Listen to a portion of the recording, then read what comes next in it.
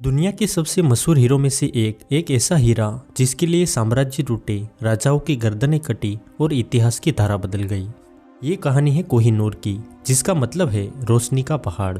आज ये हीरा यूके में रखा है, लेकिन इसकी जड़ें जुड़ी है भारत की मिट्टी से, खून, सत्ता और विश्वासघात की कहानियों से। इतिहासकारों के अनुसार कोहिनूर हीरा लगभग 800 साल पहले भारत में मिला था। ये हीरा आंध्र प्रदेश के गोलकोंडा क्षेत्र की खान से निकाला गया था। गोलकुंडा उस समय दुनिया की सबसे प्रसिद्ध हीरा खानों में से एक था। कहा जाता है कि यह हीरा सबसे पहले काकतीय वंश के शासकों के पास था। उस समय ये हीरा मंदिरों में भगवान की मूर्तियों में चढ़ा हुआ था। साल 1310 में अलाउद्दीन खिलजी ने दक्षिण भारत पर आक्रमण किया। उसकी सेना ने उस दौरान कई मंदिरों और राज्यों को लूटा था। कहा जाता है कि उसी दौरान कोहिनूर हीरा दिल्ली लाया गया। इसके बाद ये हीरा दिल्ली सल्तनत के खजाने में शामिल हो गया। साल 1526 में बाबर ने पानीपत की लड़ाई जीतकर मुगल साम्राज्य की स्थापना की।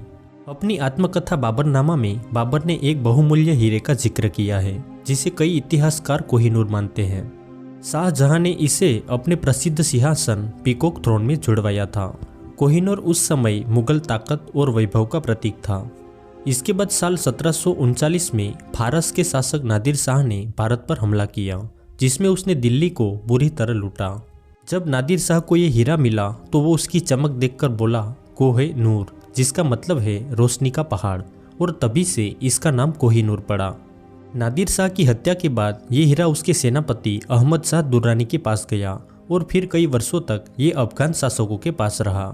19वीं सदी में ये हीरा पंजाब के महाराजा रणजीत सिंह के पास पहुंचा और उन्होंने इसे सिख साम्राज्य की शान बना दिया। रणजीत सिंह ने अपनी मृत्यु से पहले इच्छा जताई थी कि यह हीरा पुरी के जगन्नाथ मंदिर में दान कर दिया जाए, लेकिन ऐसा हो नहीं सका।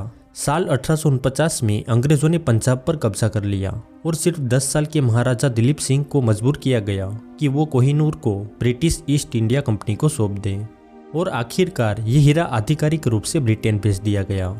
साल 1851 में कोहिनूर को लंदन में प्रदर्शित किया गया, लेकिन इसकी चमक लोगों को खास प्रभावित नहीं कर पाई, इसलिए इसे दोबारा काटा गया, जिससे इसका वजन कम होकर लगभग 105 कैरेट रह गया। आज भी कोहिनूर को टावर ऑफ लंदन में रखा गया है और ब्रिटिश क्राउन ज्वेल्स का हिस्सा है। दोस्तों, एक मान्यता है कि कोहिनूर हीरा पुरुष शासकों के लिए अशुभ है। कहा जाता है कि जिसने भी इसे पहना उसका साम्राज्य बर्बाद हो गया।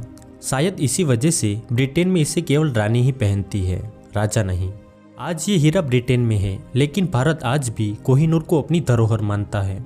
स्वतंत्रता के बाद भारत सरकार ने कई बार ब्रिटेन से इसे वापस करने की मांग की, लेकिन ब्रिटेन का कहना है कि ये उन्हें कानूनी रूप से सौंपा गया था। कोहिनूर ने राजाओं से लेकर मुगलों, फारस, अफगानिस्तान, पंजाब और आखिरकार ब्रिटेन तक लंबा सफर तय किया। हर साम्राज्य ने इसे अपनी ताकत का प्रतीक बनाया, लेकिन इतिहास ने साबित किया कि कोई भी सत्ता हमेशा के लिए नहीं रहती। कोहिनूर आज भी चमक रहा है, लेकिन उसकी चमक में छिपी है सदियों की राजनीति, युद्ध और विवाद की कहानी।